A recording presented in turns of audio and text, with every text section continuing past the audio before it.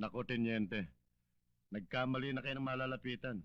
Matagal ko nang hindi linya ang pagkanta. Wala na akong boses. Ikaw naman nato para kang bago ng bago eh.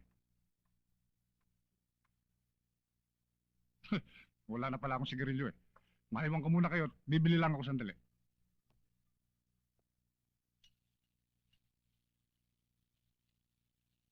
Alam mo,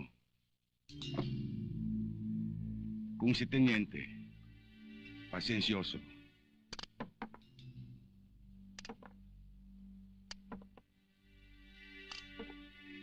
ako, maiksi ang PC ko. Hoy, huwag mo akong paandaran yan, ha? Hindi mo ako kayang takutin ng ganyan lang. Sana ito. Dalawa lang naman yan eh. Sagutin mo ako. O sagutin mo ito. Naku, huwag, ay, naku, ano? Teka. Baka matapat sa may bala. Baka itulak ng demonyo yan. Pumutok. Yan ang hindi mo na malalaman. Sabihin mo, sasagutin ko. May boses na ako.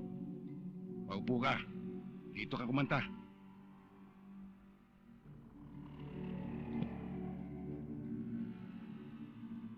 Anong nalalaman mo tungkol kay Teniente de Leon? Si Teniente, ang numero unong racket niya, droga. Siya pa nga mismo ang kolektor sa kita ng 3 bagsakan nito sa underpass, sa loob ng palengke ng Quiapo. At kadalasan, doon sa isang parking lot doon sa may sinehan sa may recto. Malakas din ang ugong na si Teniente rin ang umupak doon sa mga kapwa mo pulis sa may estero.